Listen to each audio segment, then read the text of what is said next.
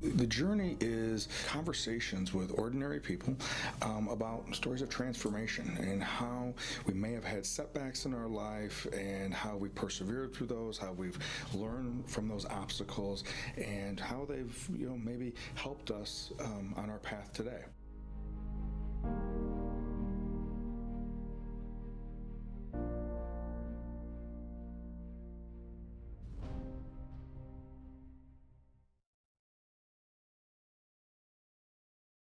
Well, welcome to The Journey. My name is Kevin Polkey, and I am the host of The Journey. And we have a very special guest, a lady that I have worked with and known for, oh goodness, a long time, right? A And long so, time. Ann Dittmer, thank you for joining us on the journey, and I appreciate you being here and us being able to reconnect a couple weeks ago at my niece's graduation from veterinarian school. So thank you for coming on. Thank you for having me, Kevin. It's an honor to be here. So, so Anne, maybe just starting off with, as I ask all our guests, when you have an opportunity to have fun, what do you do for fun? For fun, I play tennis.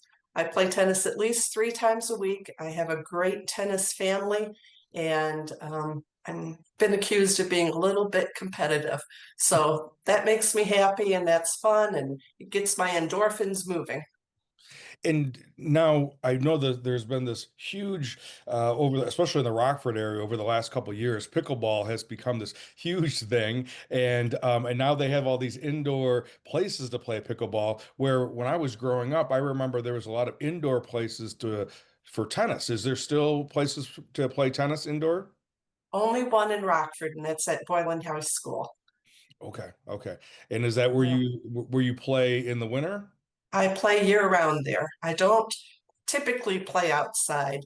As I'm getting older, the bugs are a factor, and the wind is a factor, and the sun is a factor when I toss the ball up. So I'm getting particular. I play indoors year round. Okay, okay. And growing up, well, yeah, tell us a little bit about growing up, and was tennis part of your life growing up? Absolutely. I grew up in Freeport. I'm a Freeport pretzel. Okay. I was on the high school tennis team, and then I was on my college tennis team. I wasn't very good, I wasn't ranked, but I started playing tennis at a young age. I played with my uncle, and I think that helped because I played against individuals who were stronger than I was, and my uncle didn't let up. And I think I learned that way. Had a lot of good tennis people that I played with in Freeport, even into my adult career years. I would drive back to Freeport and play tennis there. Okay. And and where did you do your undergraduate work at? I did my undergraduate at NIU and my graduate at NIU, and then law school at University of Illinois. Oh, okay, great. And so, now, did you play tennis all 4 years at NIU, or? No, just the first year. Gotcha. Okay. Okay. Yeah. Yeah, it is a pretty significant commitment. Especially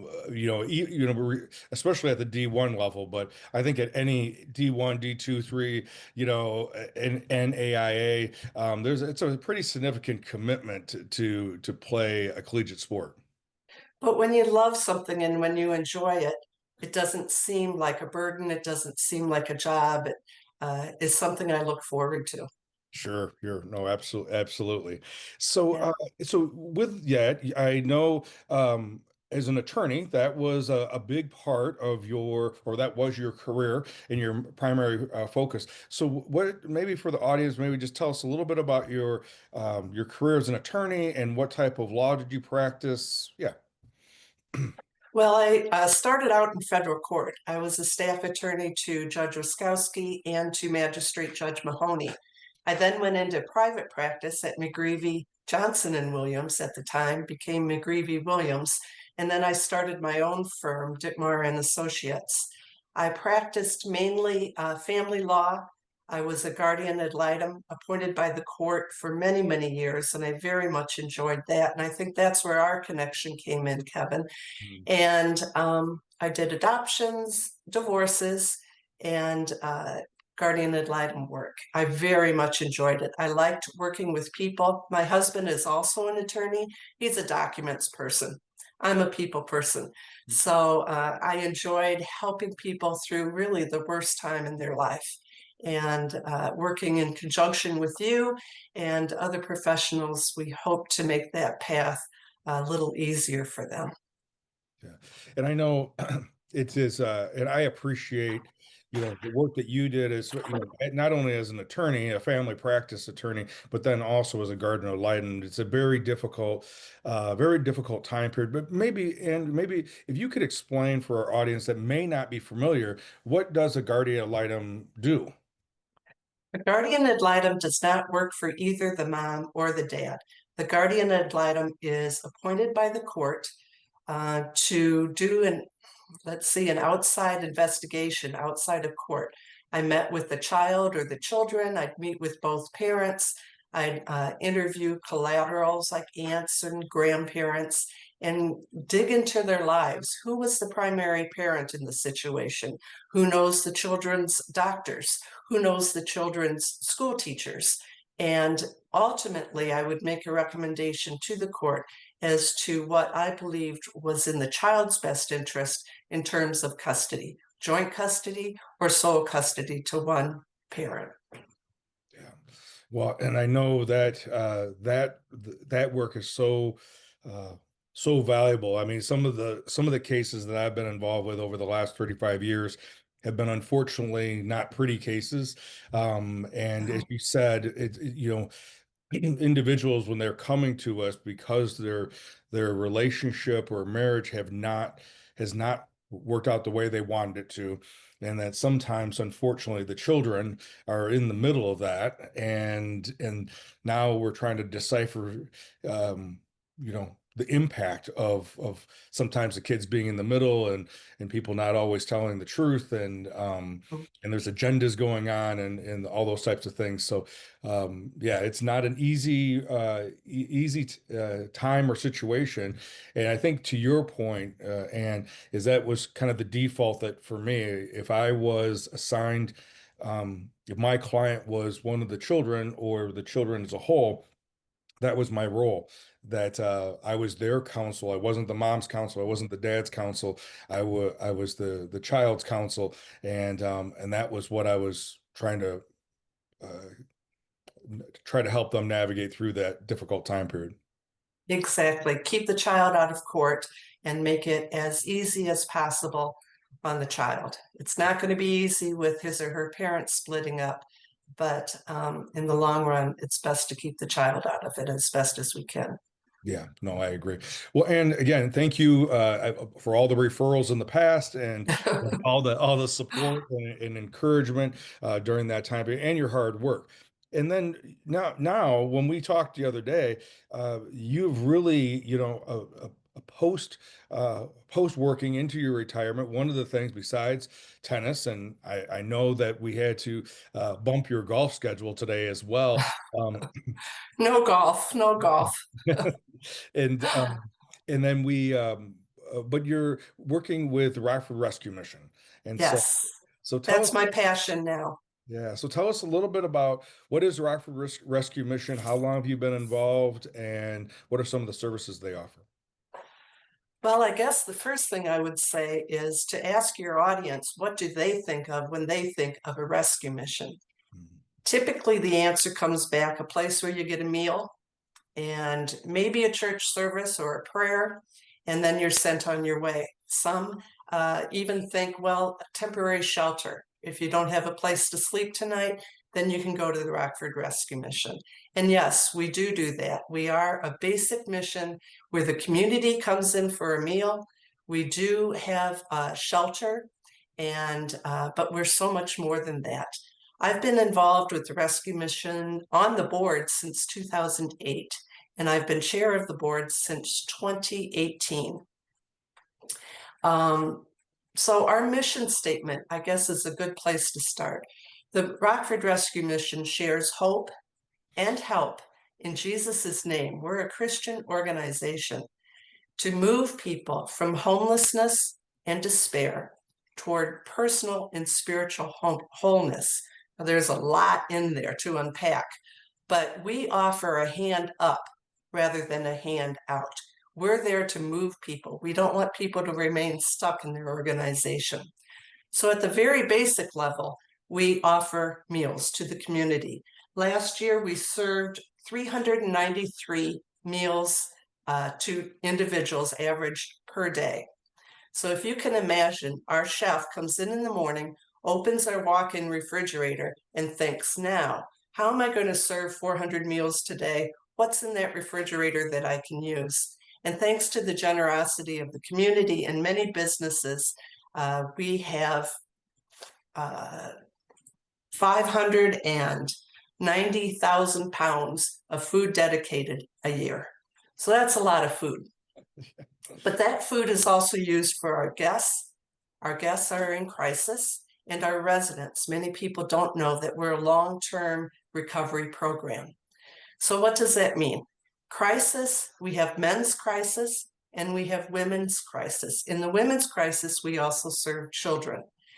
Our men's crisis averages 69 individuals per night, and our women's crisis averages 61 individuals per night. Last year, we served women with 175 children. Crisis means they're in a crisis. They need immediate housing, they need immediate shelter, immediate food, immediate help. So we are there for them to come and we will provide that to them. But we're not going to allow them to remain stuck. Like I said, what is it going to take to move this individual so they get out of our shelter? Not that we don't love them and want to help them, but we want to help them succeed in life. Do they need a driver's license? Do they need a birth certificate? What do they need to move on? So in crisis, we case manage them and help them to move on. But the next program that we have is called the Life Recovery Program. Those are our residents. Those are for individuals who check out of life for 9 months to 18 months and reside at the mission. We have learned that 30-day programs don't work. You can't change a life that's been dug in for 10 years, 15 years, 20 years. You can't change a life in 30 days. And many of our life recovery residents have gone through 30-day programs 20 times, but they never succeeded because they would always fall back into the old habits. So in our life recovery program, we have both men and women who come in and check out of life. They're usually addicts, either in alcohol or drugs, but there's all kinds of addictions that are out there, even shopping addictions or eating addictions. But the most prevalent is alcohol and drugs. So we serve them and they check out of life and come and reside with us for 9 months to complete the program. And many stay on for 18 months once they get a job and they need that shelter to kind of get them back into life, get them back on their feet. So those are our main programs: the community meals, the crisis for men and women, and the life recovery program for men and women. Wow. Well, and I agree. I mean, on multiple levels, I agree with the philosophy. One of the groups I work with as a consultant, we talk all the time about, how do we move toward teaching and modeling for individuals how to fish while we give them fish. But the Right, goal, the right. goal is to not continually giving them fish and being dependent on someone giving them fish, but really moving in the direction so that they'll be able to develop those skills to be independent and self-sustaining. Exactly. And in line with that, we help individuals who are in our life recovery program to dig deep. Why do they do the very thing that they don't want to do?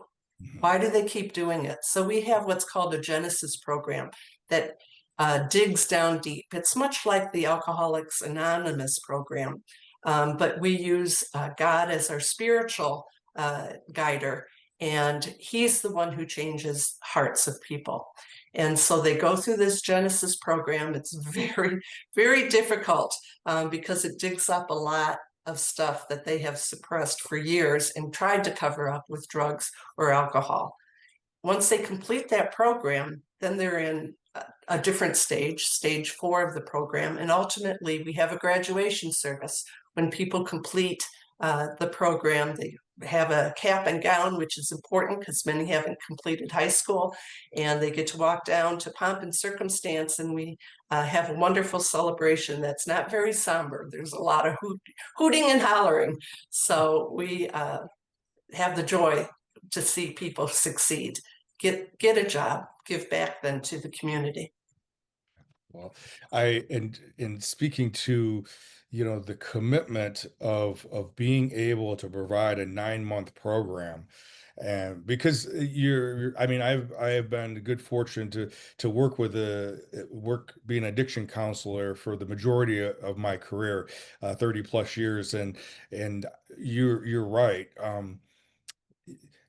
We can look at the first part of post-acute withdrawal symptoms within the first 28 to 30 days, Mhm, and we may not have at all even started scratching the surface about changing the thinking patterns within that time period, and it is so, unfortunately, right now it's so counterintuitive in our mental health, addiction as well as mental health, in our communities, is that we're talking, there's an inpatient stay is sometimes days, not even a week, mhm. and there's not much, uh, not a lot of, not much more than possibly stabilization happening at that point, but a 9-month commitment and working during that time period. It's not just changing how people feel; it gives them an opportunity to transform who they Right, are, right. and build upon where they are now. And because of that, we have a 70% recidiv recidivism rate, where 70% of our graduates succeed. Some of them do come back. We welcome them back with open arms, and we work with them. What failed? What was the trigger that led you to go back to where you did not want to be before? Mhm. Yeah, and I think, again, I think to your point, I think that's that key, right? That, when I Mhm, think of it for myself and working with my therapist, we use the model of what would Jesus do, and so that mhm, how do I keep that open, eyes wide open, heart open? That doesn't mean that we don't have accountability and have structure to what mhm, we're doing and mhm. guidelines to what we're doing, but having grace is within that paradox of being able to bring someone, back in who maybe Mhm. has, as you said, either relapsed into old behavior or relapsed into old thinking. Exactly, exactly. So Anne, and without saying any names, for confidentiality purposes, any particular individuals come to mind that would be what we would consider one of those success stories? Not only did they go through the program, or maybe they didn't go through the program, maybe they did, maybe it was some other aspect of help, but now, years later, you have seen now that they really have transformed as the help and assistance and the catalyst that sprung them forward with Rockford Rescue Mission. The first person that pops in my mind is a woman who was an alcoholic, and she lost her children to alcoholism, and she hit bottom. She came to the rescue mission, which is a big deal to walk through that door the first time. It's really scary. She was welcome there. She went through the program. She began applying for jobs, and she couldn't get a job, couldn't get a job. Nobody would hire her. So finally, she asked for some help. So there was a group that I started, attorneys who were volunteered to dig into people's background to help them with simpler matters of custody and um, criminal background, that type of thing. And if we discovered that she had a warrant out for her arrest, and she had no idea that she had that warrant because it was during a tumultuous time in her life. So an attorney helped her. That attorney is now a judge to get that warrant expunged, and well, really not expunged, but to do what she needed to do. She turned herself in, she paid the fine, she did whatever she needed to do to resolve that. And then she got a job, but she had no way to get to the job because she never drove. So at 50 years old, she got her driver's license and she worked and eventually was able to buy a car. And now she's employed full time. She babysits for her grandkids, and that family was restored because of the work that the rescue mission did and that God did in her life. Yeah. And I think, the amazing thing about that particular story that stands out to me and is how much persistence on her end how that she had to continue pushing through. And yes, there was individuals helping her along, but Mhm. it really was that she had to sounds like continually face the things that either one she wasn't aware of, but even then there were all remnants of a prior lifestyle, prior choices, and we have to face those things and not continue avoiding or running away from them. Exactly. Another major thing that helped her as well, when she came to us, she had no teeth because of the drug use.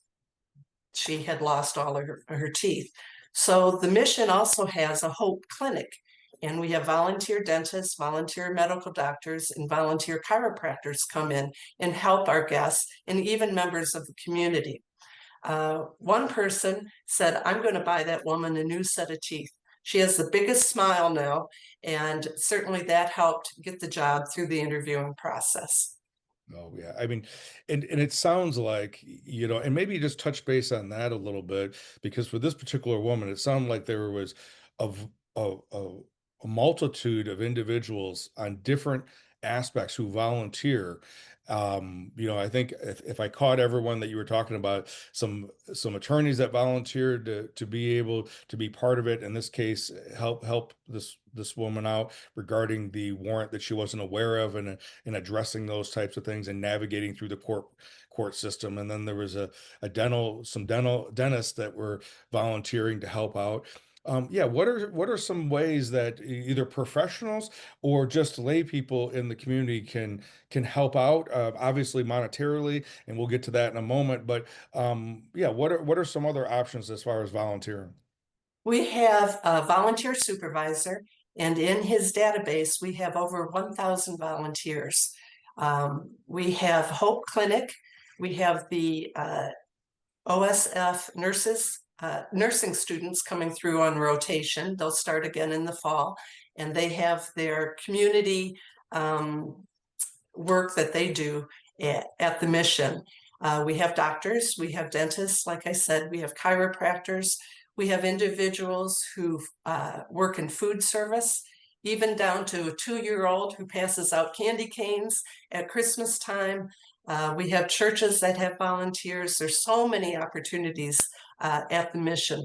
Not only do we have Hope Clinic, but we have a works center. And that's where individuals from the community, as well as from the residents in the mission, in the life recovery program, could come in, work on a computer. Many don't have their high school education. They can take tests, and ultimately they can take their GED test at the mission.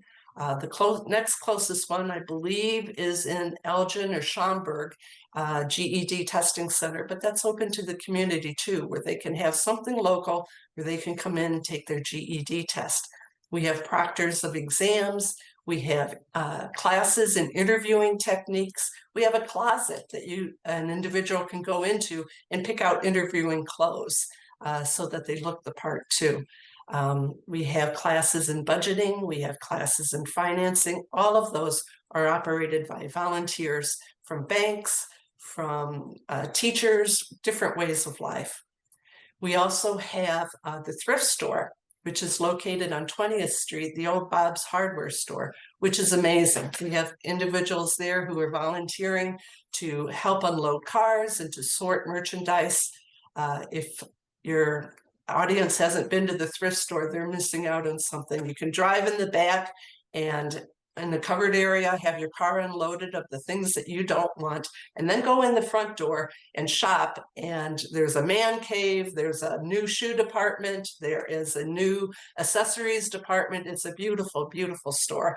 So I invite your audience to go there. But we also have volunteers for that too. There's so many places that we need volunteers, and people come to be a blessing, but what happens is they leave having been blessed themselves. Yeah, I can. Yeah, and I think, speaking of with AA, Alcoholics Anonymous, there is a phrase that is used that if you are in your, as they refer to it in stinking thinking and the old negative life-taking thinking, that to get out of that is to do community service, to go and volunteer, go and help out. And as you said, and I think more times than not, uh, when someone opens up themselves to do that, not only are they helping, but they then get a blessing in return, from just the interaction and being able to step out of themselves. Exactly. And it's even more than just coming to the mission and serving. Some people may not feel comfortable doing that. So we do have a needs list on our website, rockfordrescuemission.org. And a huge need right now is toilet paper. If you can imagine having 150 people living in your house, we like to think of it as a house or big community. Imagine the amount of toilet paper you go through. That's a huge need on our list. There's also in the fall, flu medication, that type of thing, over-the-counter things that we need, Q-tips, soaps, all kinds of things like that. And there are people out there, our volunteers, that just go around and bring every month or every 2 months a car full of toilet paper, a car full of soap, a car full of shampoo, that type of thing. Yeah. Well, great. I think, and one more question that I wanted to ask. Because of all the different services that the Rockford Rescue Mission offers on a continuum, not only for the community to be able to be part of, but then also for our individuals that are in need, of because of crisis, are in need of assistance, either food or shelter. How much would you say is Rockford Rescue Mission collaborating with other agencies, within the community, like the Family Peace Center, or Remedies, or Jubilee Center? We are tied into most of the other not-for-profits in the community. For example, Crusader Clinic is tied into our Hope Clinic. When we get a case that comes in, either a resident or a guest or a member of the community that we can't handle, it's too big for our little clinic to handle, then they're referred to Crusader Clinic. And we also are part of the continuum of care of the Rockford community. We're involved in the Family Peace Center. We have a board member that is active in the Family Peace Center. So we're involved in a lot of the other not-for-profits, and we share the limited resources to address the needs of this community. And I think that's very important too. And the reason for me is for bringing this up and asking about that. One, I was curious, but I think that so many times there's this impression that we have all these different organizations that are independent or siloed from each other, when in reality there is a lot of networking that is happening with these organizations, and a lot of collaboration that's happening. It just may not necessarily be talked about as much as, organizations are talking about their own services and mission. But I agree with you, Ann, that it is those partnerships and those collaborations, that really allow us to be stronger to provide services for the community. Exactly. We don't have unending funding, so we need to share the services that we provide. Absolutely. So, and Yeah. if there was anything that you would, want the audience to know about, Rockford Rescue Mission, about your experience with that, either in the past, in your career as an attorney, or what you're doing now, what would you want the audience to leave with? Well, I guess I'm going to go back to our original mission statement that we share hope with individuals who really have come to the end of the road, who have no hope.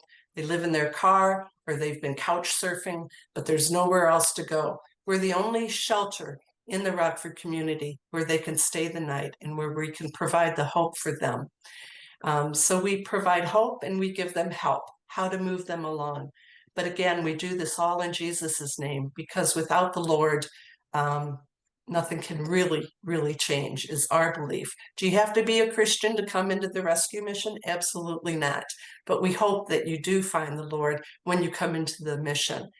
And so we hope to move people. Again, we're not a handout, we're a hand up. We want to move people from homelessness and despair, and we want to give them spiritual wholeness as well as personal wholeness. And all of that is done for free.